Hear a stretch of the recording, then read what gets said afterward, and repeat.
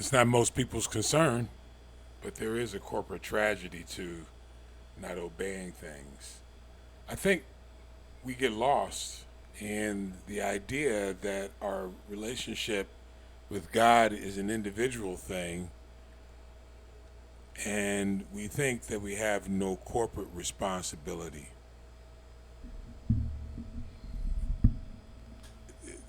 The way God's system of operating is set up, God's system of operation is set up, is that we do have individual responsibilities, but we also have a corporate responsibility. We can grow cold to our corporate responsibilities. Just think about it. On an individual basis, say just you and your wife, or you and your husband, and you're just looking out for each other, but you don't look out for your children. And you don't look out for your parents or your elders that are in front of you, you know, and you just focus in on you. There is a corporate cost. Cooperation. It's, and I'm taking the people closest to you. There's a corporate cost. You'll start to see things that you don't want to see. I'm telling you my testimony.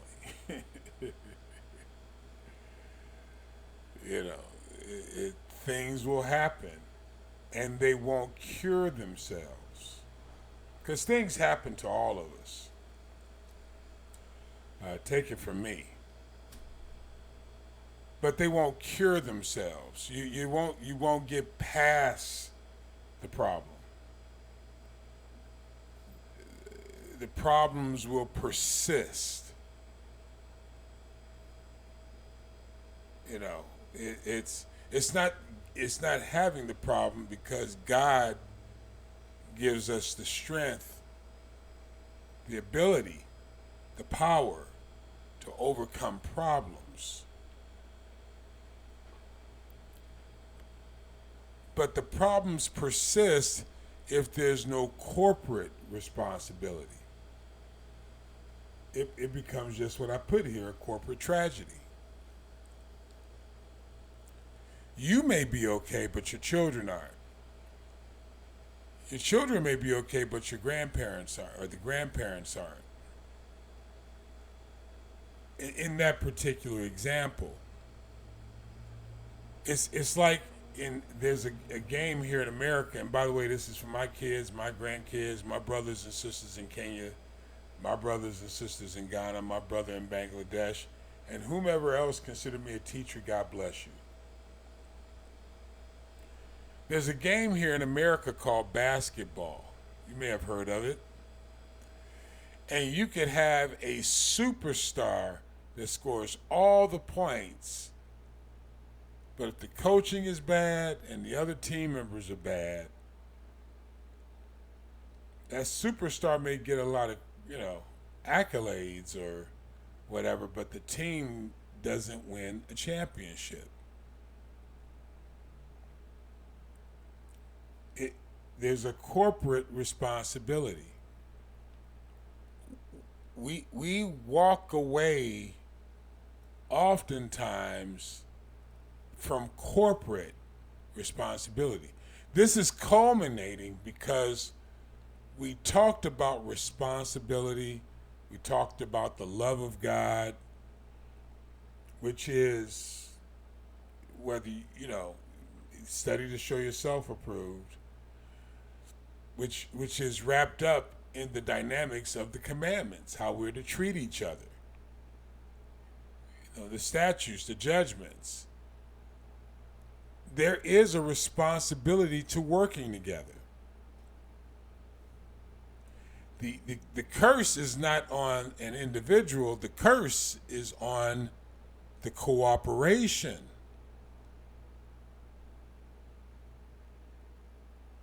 That's why it's cursed.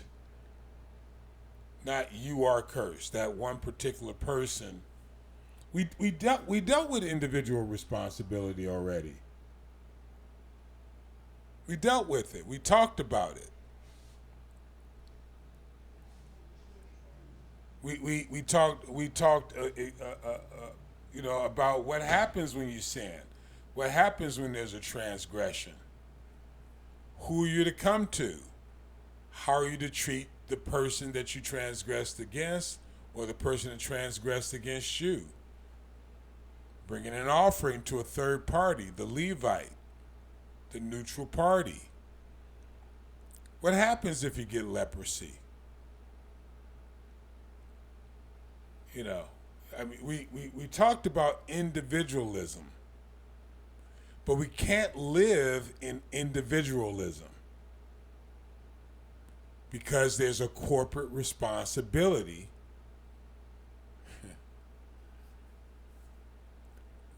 The curse, see, the sins, trespassing, and iniquities are dealt with on an individual basis.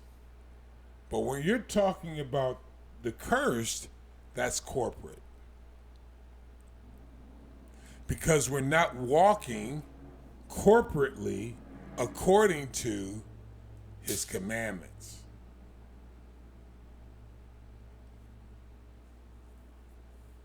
This is so we talked individually, now we're talking corporate.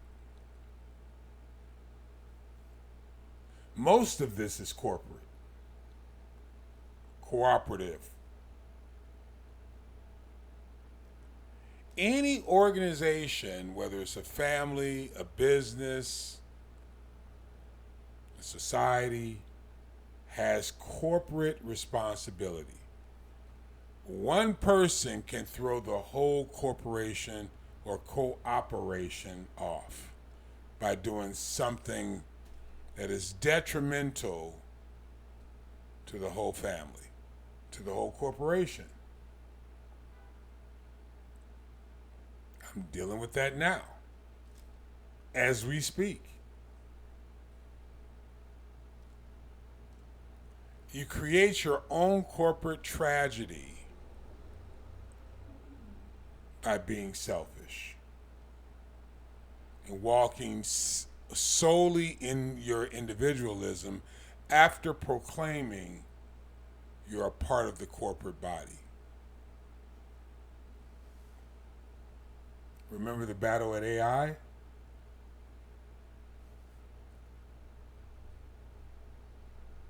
For you that know the Bible and that sort of thing, and we're coming up on the story soon, but it just takes one person, one individual to throw off where the corporation doesn't win a battle.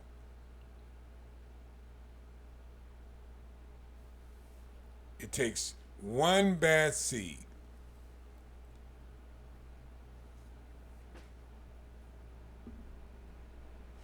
It's not easy to govern in a corporation because you tend to want to make individual choices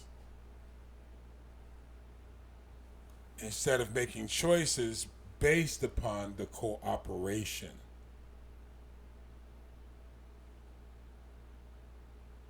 A lot of lives are at stake.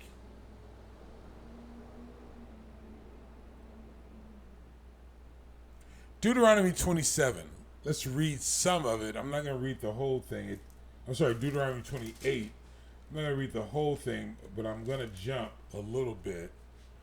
But I want you to hear some of these, these conclusions, some of the key parts, at least as I read it. The beginning of this being part of that. Deuteronomy 28, verse 15. Deuteronomy 28, verse 15. But it shall come to pass, if thou wilt not hearken unto the voice of the Lord thy God, to observe, to do all his commandments and his statutes, which I command thee this day. He's not talking to an individual. He's talking to Israel. The cooperation. Which means he's talking to the leadership. princes. I dare say even the Levitical tribe. Israel. Totality. God is a God of order. I don't believe, I think some people don't understand the power of their positions. The power of their positions. There's certain people that are held as certain standards, whether they like it or not. And they only come out spiritually. And what I mean by they only come out spiritually is everyone can't see what you're not doing.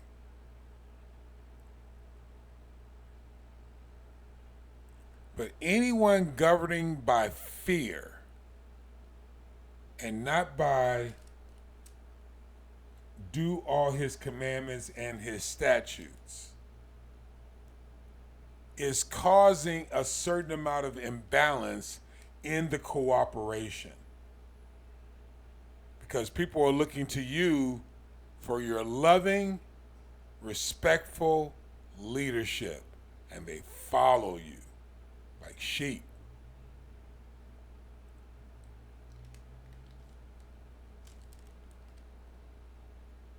Verse 15 again, Deuteronomy 28:15.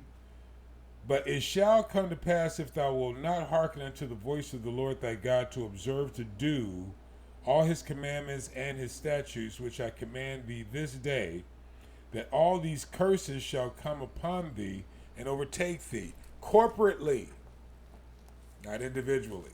We already dealt with the individual part of this. Cursed in the city, cursed in the field. Cursed thy basket and thy store, savings account, investments. Cursed the fruit of thy body.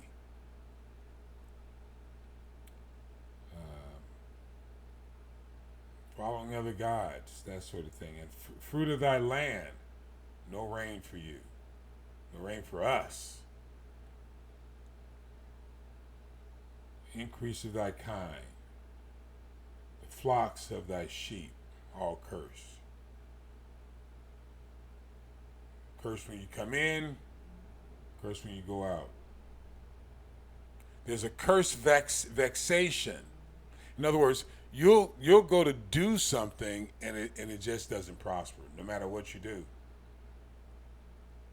You have a good idea. I feel like I'm cursed sometimes. I feel like I have a good idea, and I put it out there, and it doesn't. Now I don't feel that way today on certain things because of the teams that I have and certain things that I have, like this YouTube channel. I have a team of people with the advisory group. We have a pretty solid team of people working on another project. The work that I do at the nonprofit in LA, I feel like we do pretty good. But there are things that I would love for it to yield more fruit for me. But I'm doing the best I can to sow into the lives of the people that are around me, and I'm hoping that in return that I can also. It's been a goal of mine for 30 years, and I get to work that goal. Anyway, and rebuke in all that thine hand unto you for to do, and thou be destroyed. We're in verse 20 of Deuteronomy 28. The Lord send upon thee curse, vexation, and rebuke in all that thou setst thy hand to. That's what I mean. No matter what you try to do, nothing prospers. Verse 21, the Lord shall make the pestilence cleave unto thee until you're consumed off the land. Again, talking to a whole nation of people. The Lord shall smite thee, nation, with inflammation and with extreme burning, with the sword, with the blasting, with the mildew. Thou shalt pursue thee until thou perish. There are certain cities in the United States that for years just bad condition, bad condition, mildew, broken pipes, that sort of thing. Those are corporate cursings.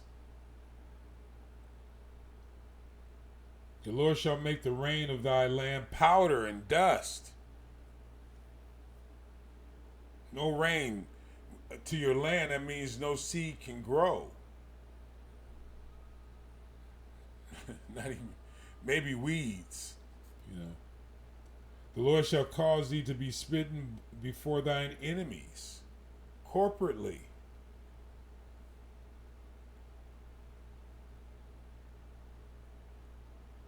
Verse 30, thou shalt betroth a wife, and another man shall lie with her. Thou shalt build a house, and thou shalt not dwell in. Thou shalt plant a vineyard, and shalt not gather the grapes. This is the evidence of the curse.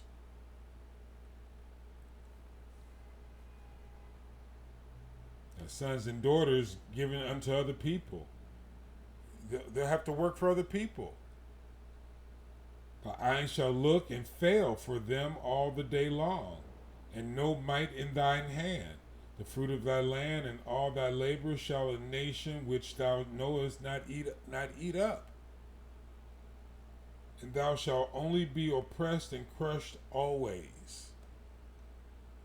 Always. So that thou shalt be mad for the sight of thine eyes which thou shalt see.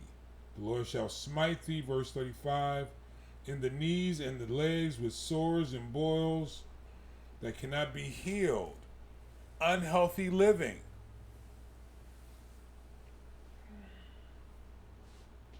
This isn't a sexy thing, but I can't bypass Deuteronomy 28 with the cursings, because it's important that we understand, I believe, to those who listen to me, that we have to learn corporately how to walk together, because that's where God commands the blessing and God commands the cursed, C-U-R-S-E-D, cursed, C-U-R-S-E-D. You know, in fact, if you read further on, I'm not going to read too much more, but I do want to read verse 47, 58, and 62, which I highlighted. But he talks about, just like he talked about the blessed taking over the cursed, he talks about the cursed being taken over by the blessed.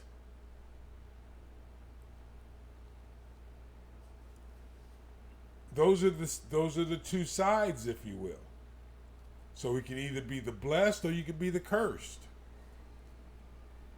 The tragic thing about this is that once you've been cursed, it reads like there's no coming out of it. I think that's generation. In other words, I think you lose a generation, at least.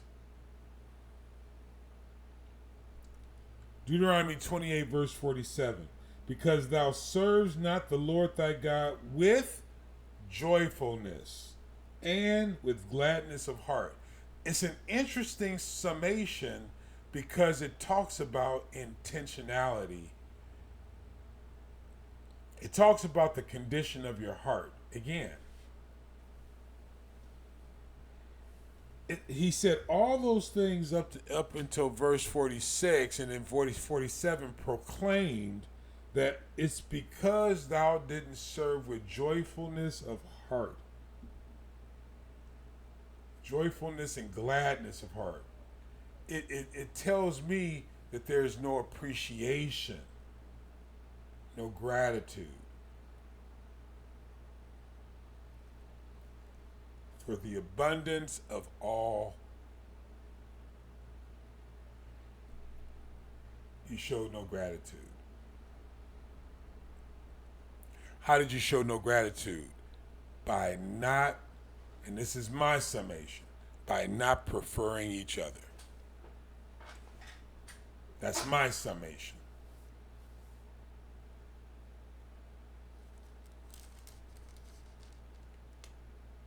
because this is a corporate thing. There are only three relationships: with yourself, with others, and with God. And your demonstrated relationship with God is your demonstrated relationship with others. The strangers are attracted to you because of your demonstration with others. But because there was no joyfulness and gladness, these things came upon us. For the abundance of what we had when he brought us into the land of plenty, the land of promise. Therefore, the curse can befall us.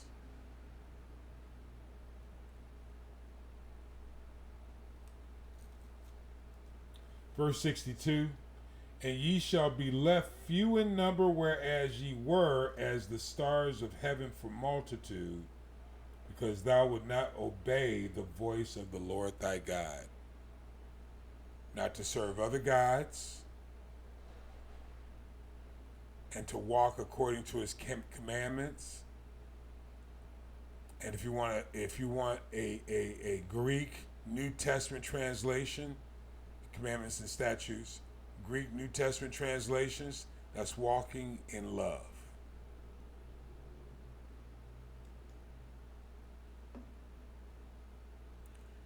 We overcomplicate things, and then we wonder what's happening. Well, if you're a Baptist and you're still and you still got disdain for someone because they're a member of another 501c3, or you're Church of God in Christ and you got disdain for somebody else under another corporate name, or you don't want to help that brother or sister because you got your own personal reason, but it's not based upon the laws of love or the commandments and the statutes. You're bringing pestilence. You are bringing pestilence. CashApp $TheMrPaulDozier. CashApp $TheMrPaulDozier. Or if you're in America, Zelle, paulcdozier@gmail.com. We have books on Amazon.com. Just type in Paul C. Dozier and the books will show up, I'm pretty sure.